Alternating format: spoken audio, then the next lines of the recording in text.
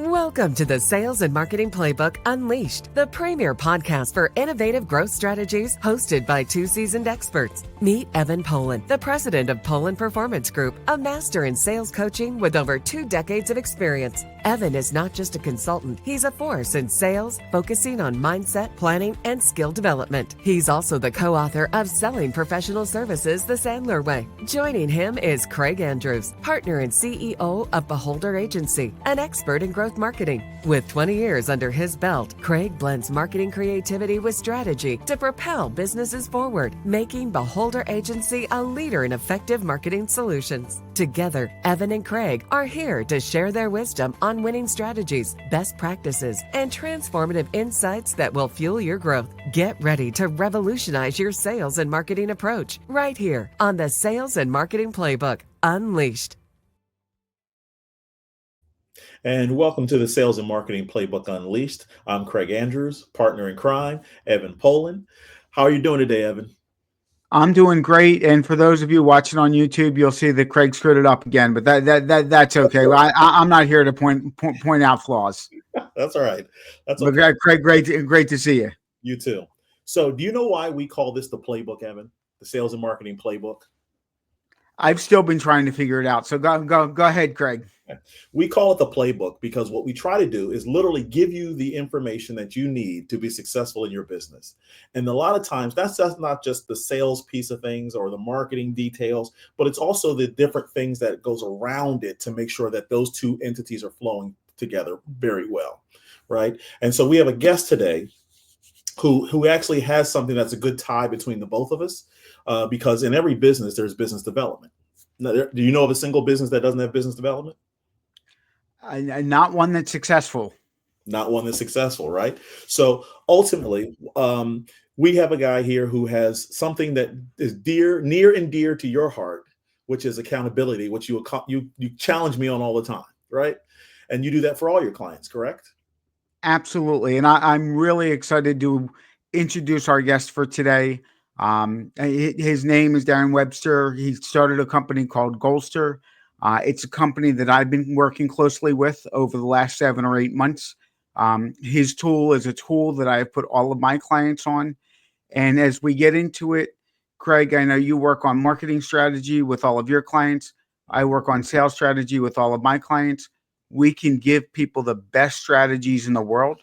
If they don't execute on it, then it doesn't matter what kind of strategies we give them.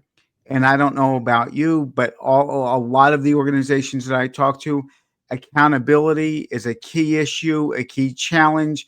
They don't know what their people are doing. They don't know why they're getting results. And I think that our guest is going to be able to have a solution that's going to help a lot of the people listening to this podcast with some of those challenges. So why don't we bring on Darren onto the stage? There he is. Hey, thanks for having us today, guys. I appreciate it.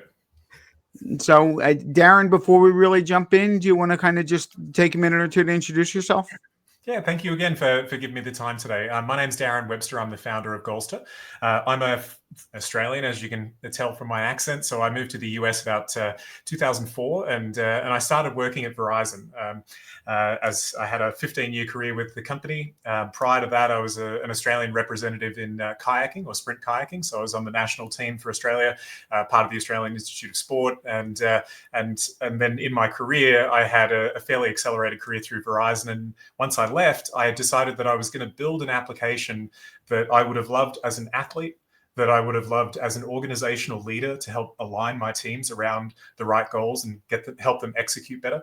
And as a coach consultant, when I left the company, it would have been really helpful for me to have more impact on more people through a platform that drove those right behaviors, those good processes, and helped people stay accountable to them. So basically, Golster became everything that I had experienced in my life as an athlete, as an executive, and as an individual contributor, but also as a coach. And so we kind of brought it all together in one place, and it's exciting.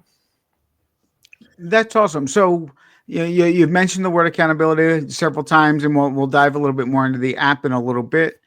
But you've worked with large organizations. Now you're working with both large and small organizations. What kinds of challenge do you see companies run into when they don't really have accountability at all, or there's not really a good way to attract the accountability for their people? Yeah, it's interesting. A lot of companies, and I'll speak to my Verizon experience first. I led teams of 10 people all the way up to 1,500, and so one of the challenges is ensuring that there's clarity on exactly what we're going after, the goals, that everyone is connected to what their role in those goals are, and the best practices, the processes that if we just executed them, we're going to end up achieving all the goals that we want to. But the challenge is that oftentimes companies and organizations only have the lag indicators. So you've got the result after a while, and you'd know this in sales, Evan. The work that you do up front may take a little bit of time to materialize results, and same thing on the marketing side, Craig.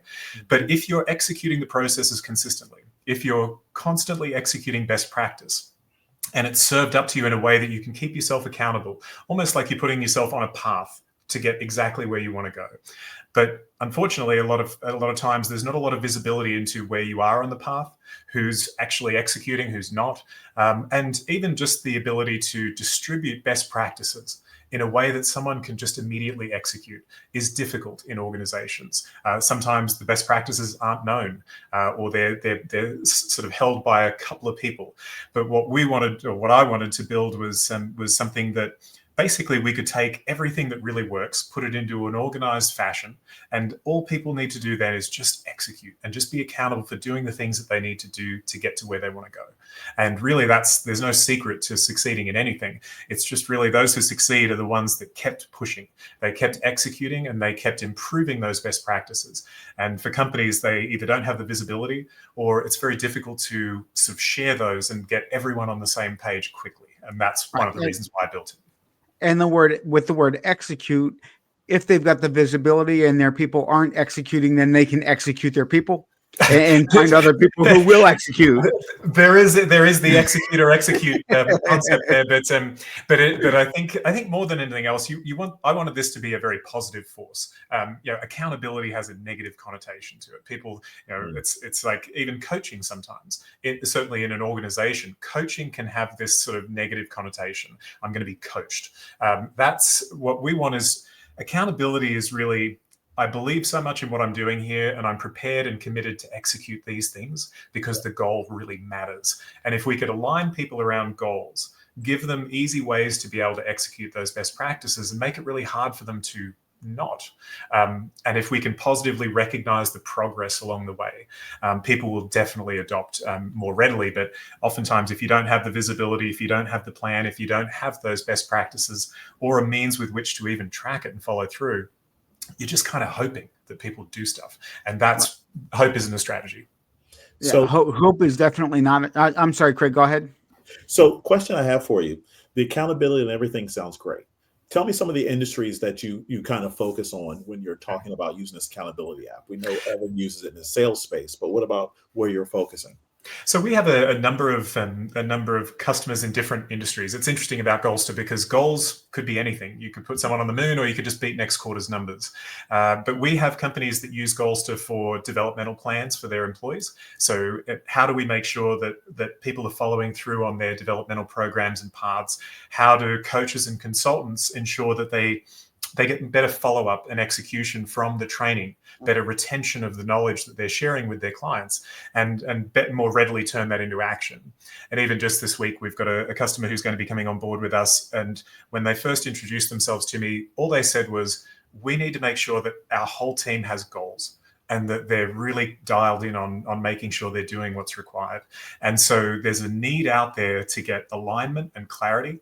And where we find the most success is when there are really tangible outcomes, as opposed to maybe mindset coaching and things like that, less tangible. We really focus on real outcomes. For us to get to this number, we're going to have to execute these processes or these initiatives. And in order for those initiatives to be followed through on, we've got to have some clarity on that. But most companies don't need project management tools and things like that. And so what I wanted was a very simple user-focused approach to, if I just executed what's in front of me, I'm going to get to where I want to go. And if we can make that clear, we'll be in a much better spot. So, and actually, Darren, I want to jump back to something that you said a couple minutes ago, because I think it's really, really important, and something that your app does really well, something that I find that a lot of companies don't do well. There is a difference between leading indicator activities that people could be doing and lagging indicator activities. A lot of companies are just looking at the end results. How much revenue did you bring in? How many proposals that went out? But what's really important is the predictable factors that lead to those kinds of things. In sales, how many phone calls, how many emails, how many times are we asking for referrals or introductions? How many networking events are we going to? Those are things that are really important. And I find that in general for my clients, if all of a sudden they're not hitting their goals, I ask them to look back 60 days, 90 days. What prospecting things were you doing 2, 3, 4 months ago? Mm-hmm. And I typically find that there's a direct correlation between the amount of activity that people were doing, I would say 60 to 120 days ago, and what their results look like right now. So it's really cool, at least the way that I've got the app set up for my clients, is I've got them broken into leading indicator things. So what front end activities do you need to be successful? And then lagging indicators. Okay, what kinds of results should we be seeing if you're doing those activities? And quite frankly, sales, it's really easy for. But even if somebody, is a career coach and they're looking to try to coach their clients in terms of getting them clients, it's, how many resumes are you sending out? How many people are you reaching out to? And that's going to lead to getting the interviews, getting the jobs, getting the offers, those kinds of things. So again, I think that's a really key point that I just wanted to make sure that we didn't gloss over. Oh, I think you hit it really well. And ultimately, no matter what you're trying to do, if I as a former athlete, I could have watched all the videos on kayaking that I could have ever watched, but unless I was out on the water or in the gym every day for years, I was never going to get to where I wanted to go. And I think you could apply the same principles to any objective that an employee is or a business owner is getting after. And our former CEO or chairman of Verizon, Lowell McAdams, said something that I think it certainly hit home with me. He said, you don't manage the results, you manage the process that delivers the results. And so when you think about the process that delivers results for a sales team, it's all that front-loaded activity. And if that's not done, then you end up having these troughs and peaks that you see in a funnel. If we're talking about a job seeker, and I think you just mentioned resumes, a job seeker for our program that we have for them that we recently launched, there are certain activities that if you really want to get a job, watching videos or tweaking your resume ain't going to get you there. You have to network. You have to have certain activities and certain performance standards that you hold yourself to every single week and consistently if you want to get to that result. And that same principle applies to if I want to sell, if I want to develop, if I want to get better at something, build new skills. It doesn't happen by watching a video. It happens through disciplined effort over a sustained period of time. But that's hard. And not everyone's wired like that. So having something like Goalster, where it's sort of keeping you driving towards that next step where you can actually see progress. You know you were doing the things that were required to get the result further along, and you can feel good about that at the end of the week. That's the way that I envisage that. So I see it from a marketing perspective, because it is the sales and marketing, not all that business development stuff, guys. Anyway. It's not just all about the salespeople. Exactly. But even from a marketing perspective, a lot of the things that we do is very habitual, right? So I understand your goal setting and so forth, but it might be something, a lot of times the clients that we're dealing with is more along the lines of, hey, did I get the information I need from you, from your end of the business, so that I can market it appropriately? I've had situations where clients have created new products and said, hey, we got this new product we're selling now. And I said, great, who knows about it? Right? Nobody. So even something like your accountability app also works for us on our side to make sure that, hey, are you guys reporting to us in terms of marketing the things that we need to have in place to be able to do our job effectively? Because sort of Evan and I have spoke about in past episodes about how a lot of times what happens is that marketing blames sales and sales blames marketing. And a lot of it comes down to the accountability piece of things and who's in charge of what. I thought you did this, so you didn't give me that PowerPoint, that type of thing. The accountability would put all that into place and give us all, to use your analogy, using the same path to get to the goal we're trying to achieve together. And Craig, a question for you on the marketing side of things. Mm-hmm. Does consistency matter in terms of companies seeing results from their marketing efforts? So let me say this. That is the main thing and the only thing that matters. Because a lot of times, as we've talked about it many times before, we're looking at data to make sure we're moving in the right direction. And in the consistency, you'll come to find that so much things happen in consistency that making sure that you're posting every day, making sure that you're reaching out from a marketing perspective in an email, making sure that you're staying consistent with your content on social media, all of those things applies to consistency. But again, back to Darren's point, is the the accountability app allows us to stay on the right track so that we make sure that we be consistent. Because it's very easy to fall off of that consistency train from a marketing perspective, without a doubt, because there's so many things involved in marketing. So I love the concept of the app. Evan has me on it because I'm one of his clients. So he said, "You're going to be on this, buddy, because I'm going to make sure you're doing what you're supposed to do, and I can follow along." Well, you hit on a really good point with them. Not everyone has the sort of constant motivation and the desire to go constantly 100%. There's also things that are going to happen in our lives. The nature of the business is going to get in the way. We're going to have things that just sort of hit us from the side. But it is whether we can stay true to what we need to do to drive that over a sustained period of time. It becomes that real grounding in this is really important, and I've got to do this no matter what else is happening. If I just stay true to this, I'll start to flatten out that curve of peaks and troughs when it comes to that. So yeah. The other thing I find that this does is if someone is doing everything that they're supposed to be doing consistently and not seeing the results, then we can go, okay, let's take a step back. We may need to tweak the behaviors, the activities, whether it's on a marketing side, whether it's a sales side, whether it's a job seeker, and go, okay, we can catch earlier that this plan's not working. Yep. Let's go and make tweaks and then track over the next 60 days to see if the tweaks in the plan give us better results. But the other thing that I find, and what I find really frustrating, I'll talk to a company October, November. They're really frustrated because they're only at 40 or 50% of their goals for the year, but they haven't tracked anything. So they have no idea why they're short of their goals. They have no idea what they should do to change. But if we are tracking these things, this can help us with, okay, what's working, what's not working. Let's throw out what's not working. Let's keep what's working. And can we do even more of that? Mm-hmm. But if we don't have that, going back to Craig's point, if we don't have that data, really tough to make those adjustments.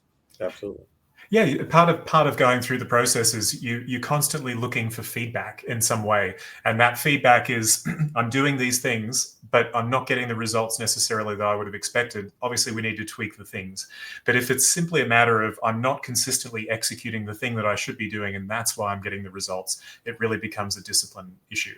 So if no matter what the results are, our results are going to equal the quality of the behaviors that we execute or the processes that we execute, multiplied by the consistency with which we execute them. So if you've got a great process that you are executing all the time, and you're consistent and accountable to it, you're probably going to have pretty consistent results. But if you're inconsistent or you have a mediocre process, and you don't have that real-time feedback into whether it's actually working until maybe a month later, it makes it very hard to make the pivots that are required to improve. So the ideal state, I think, is you've got a clear path that you can now measure yourself against progress, pivot if you need to, and constantly you're getting feedback as to am I at the right level? Am I doing what I need to do to get to where I want to go? And if you don't have that feedback, it's like, looking at the results, but not really understanding what's driving it. And you really can't go anywhere from that. So part of instituting this sort of accountability is creating visibility and transparency too. So this is why I said this is the playbook. You're preaching to the choir here, Darren.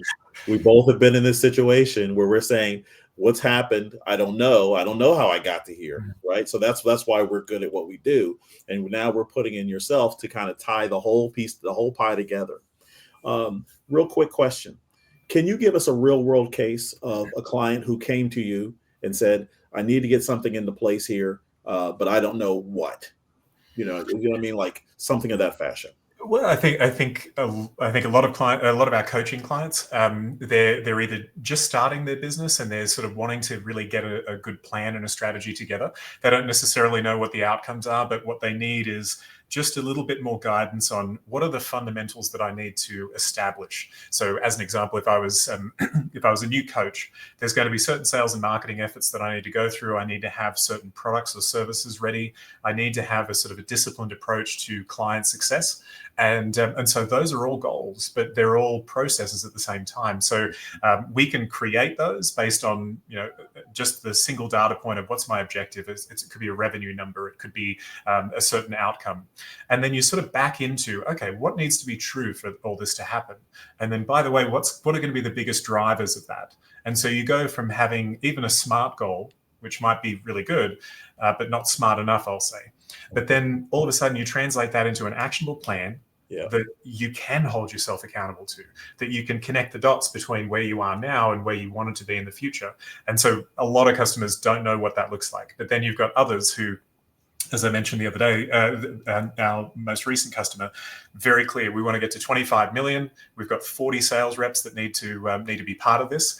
None of them have goals right now. We manage some of their stuff through Salesforce, but we need a sort of more comprehensive sort of view of the business so that the CEO can be able to see what's happening in real time as opposed to waiting for the numbers to show up. So that's there's a few different alternatives, but whether you have no goals and you're wanting to start them, or whether you have already very clearly established goals and you just want to have that path put in front of you, that's sort of how we approach things. So, and Darren, with those larger teams, what do you find are the biggest barriers to accountability? And is there a way that technology is able to help those organizations out that have a lot of people, with that accountability?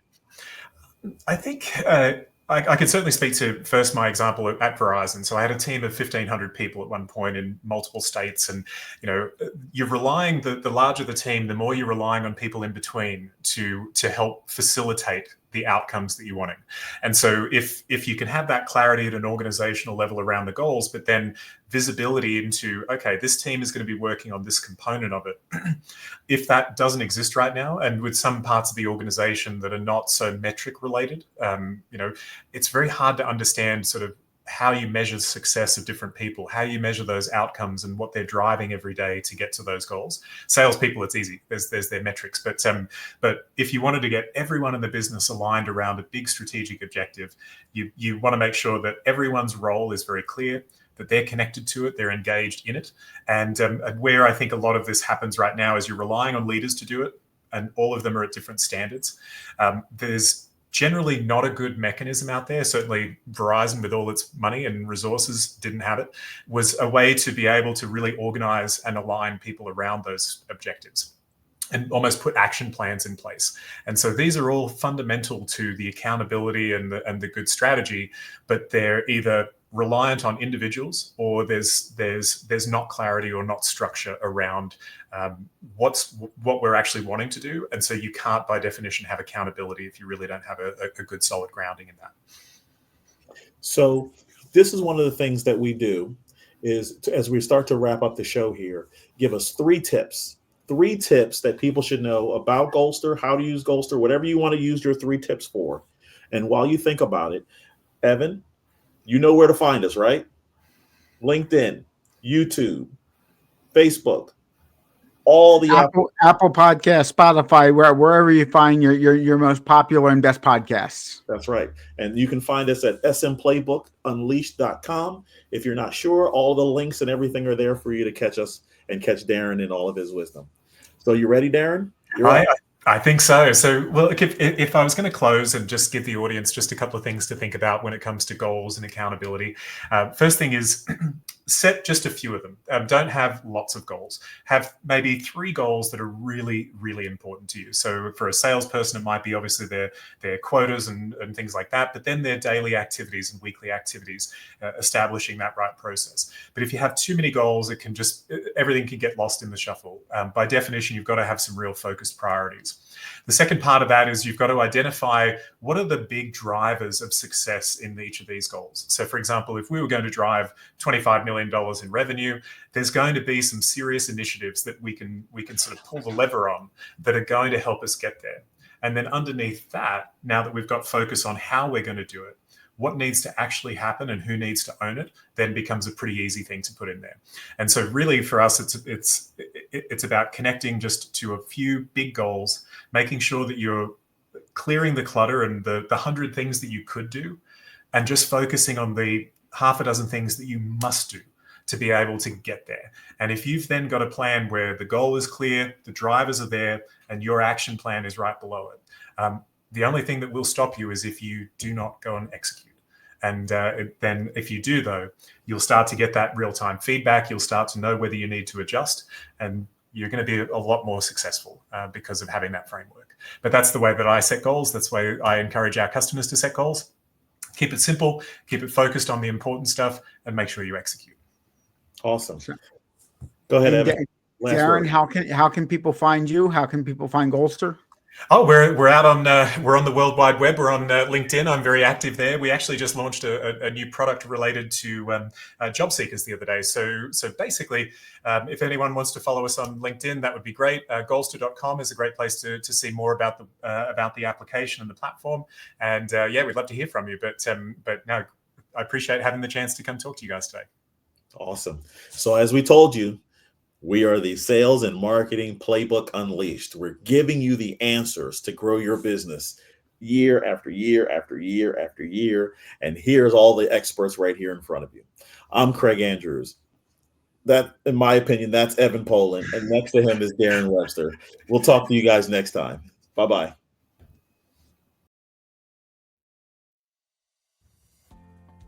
Thank you for joining us on this exhilarating journey through the world of sales and marketing. Remember, the playbook is in your hands and the possibilities are limitless. Keep exploring, experimenting, and innovating, and watch as your business reaches unprecedented levels of success. Don't forget to subscribe to the Sales and Marketing Playbook Unleashed on all major podcast platforms, and follow us on YouTube, Facebook, and LinkedIn for even more exclusive content. Until next time, keep hustling and keep winning.